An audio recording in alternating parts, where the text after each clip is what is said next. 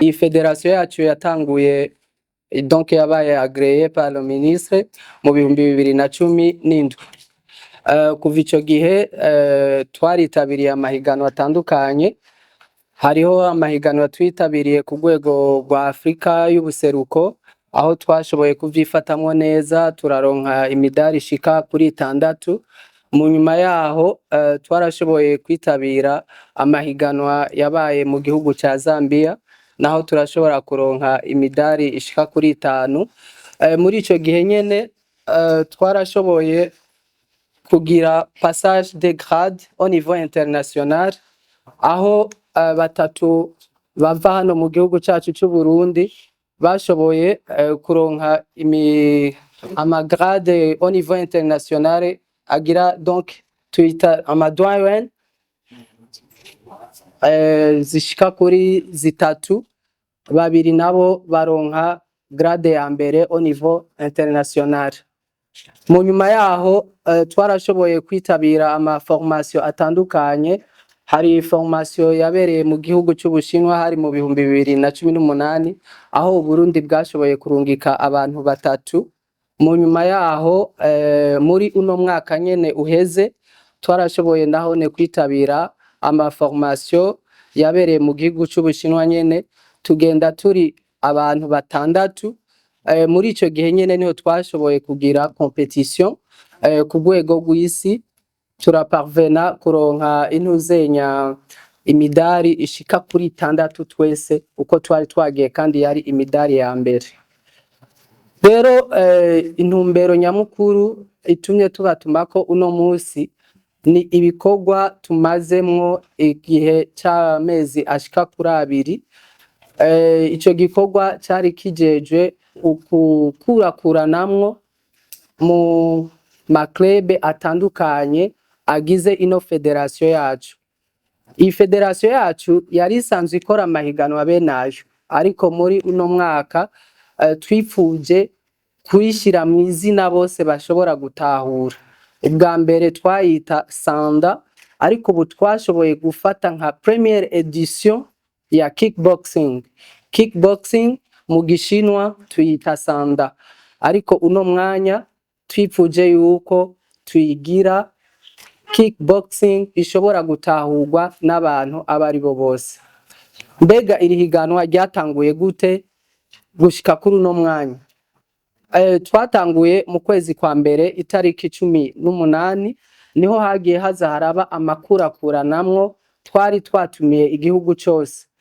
Muri iki gihugu hashoboye kwitaba amaklebe 11. Ayo maklebe 11 agizwe n'abanyeshuri 517. Muri abo banyeshuri 517, buri klebe yarungitse abanyeshuri 5 bitabira amahiganwa. Ni ukuvuga yuko ihiganwa ryariko rihuza abantu 55. Muri abo bantu 55 twarashoboye gukurakuranamwo gushikaho kuri uno mwanya tugeze ku gice ca nyuma.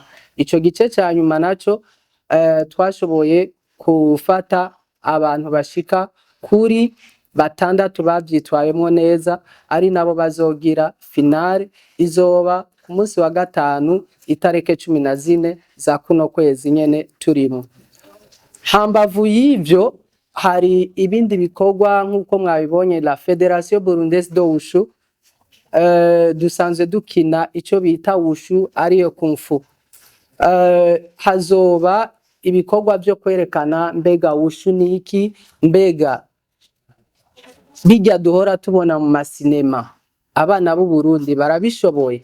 Kazoba ariko karyo ko kwerekana yuko dushoboye.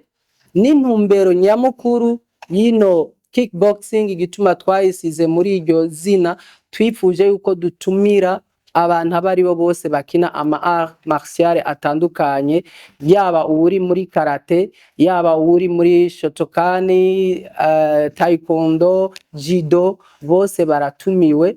Umwe wese uko avyiyumva aziyandikisha, kumbure muri edition igira 2 niho tuzobigisha amategeko agenga runo rukino.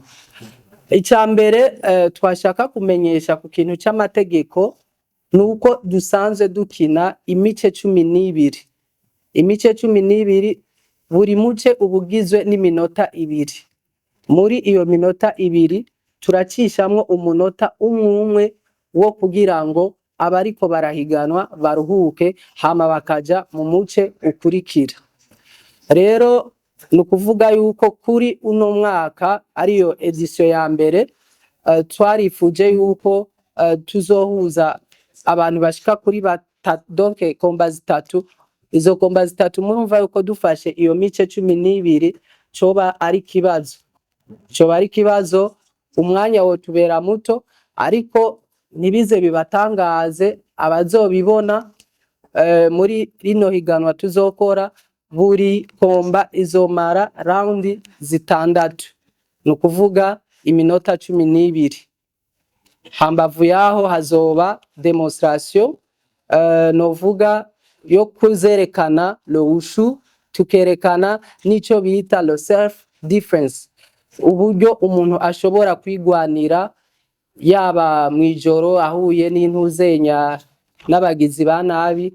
Hama ikindi hanini tuzoba turiko turashimikirako n'uburyo tuzerekana ko iyi wushu atari ukwerekana uburyo gusa umuntu yigwanira, ariko ari n'ukwerekana uburyo umuntu ashobora kwitwara mu kibano, mu kwerekana indero nziza haba no mu gwaruka. Iki kintu turiko turategura n'ubwa mbere tubikoze mu Burundi, kickboxing, ariko ntituraba mbere mu mugere n'inguma, ko kickboxing bisigura umugere n'inguma. Vuga ngo rero hari abantu bakora ayandi arts martiaux, novuga box anglaise, box novuga n'ayandi makarate atandukanye, novuga judo n'ibindi byose. Rero kickboxing irahuza arts martiaux menshi ukayashira hamwe. Niyo mpamvu rero twifuza yuko abantu twokangurira abantu bose bakina imikino yose y'iteramakofi yuko bashobora kuza tugakorana muri ibi. Hama rero tugasaba n'abantu, murabona hanze ama competition atandukanye, twovuga nka UFC n'ayandi MMA martial arts, mixed martial arts, n'ama competition hanze ku rwego hejuru usanga atunze abantu benshi juste gusa gutera ingumu n'umugere. Rero ni ikintu gikundwa n'abantu kurabisha ijisho. Niyo mpamvu twosaba abantu bose bumva yuko iki kintu bagikunda baze kudushigikira kuri uwo munsi w'itariki 14. Nibaza ko mugenzi wanje Celestin ashoboye kuvuga byinshi, harinze ndandira. Rero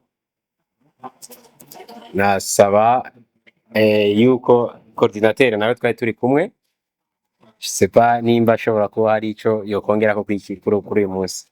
Iki gikorwa cyo gupromotinga iyi type ya kung fu novuga ko ari gishasha, ariko twahora tugikora sous notre forme, nk'ushaka kugira sanda akayikora ari muri kung fu, ariko twashatse gupromotinga kickboxing kugira tubereke iyindi ntambwe twifuza gutera nka federation, kuko hari igihe wumva ngo umuntu akina wushu kung fu ukibaza uti ujya muri wushu yokina iki. Hanje undavye physiquement wovuga uti ujya yoshobora iki, ukaraba uwundi ashobora kuba angana na bariya basore bacu tujya akora iki. Ariko kubera dufise amasire menshi, aka kanya keza ko gupromotinga iyi sport nshasha kugira n'abandi babibonereho, kuko muri kickboxing avantage hari ukomeye ku migere, urashobora no kugwanisha imigere gusa. Ushoboye gushiramwo n'ingumi biba biryoshe, kuko birafasha guhenda umu adversaire. Azoba rero ari occasion nziza yo kwerekana ko mu Burundi turiko turatera intambwe. Ni bakeyi bari bazi nuko federation yacu iriho. Iyi federation nivyo ntishaje gose, tumaze imyaka 7 si ma mémoire est bonne twemerewe nka federation. Urumva turacari bato, ariko ibikorwa turiko tushaka ko twerekana ubudasa na gishasha. Kumbure hariho n'abandi bagira izindi arts martiaux bazoboneraho akaryo ko kuza bati natwe turashaka gukora iyi sport, kuko kickboxing iratandukanye cyane n'irya kung fu traditionnelle tugira. Nka kickboxing ni nziza cyane, nko kuri bajya bagangi bajya ivyuma, hajya hariho ama technique dushobora kubereka. Burya bugangi bwabo bakabuvyaruza umusaruro, kuko hajya naho bari umugangi haba hari akabuze. Rero izo technique izo dushaka gushira mu bantu kugira tubensite ko exploiter amatala yabo baba bafise ari kashi. Kumbure abandi bashobora kuba nsubiyemwo iby'abandi boba bavuze, ariko mumbabarire. Ikindi nashaka gukosora gatoyi ni gishikirijwe n'ubusanzwe aturongoye, si kuri departement ni kuri parquet. Ibikorwa bizobera hajya kuri terrain zo kuri parquet va isaha 8. Isaha 8 twariyumviriye yuko twotangura gukoresha exercice public yose yobihari.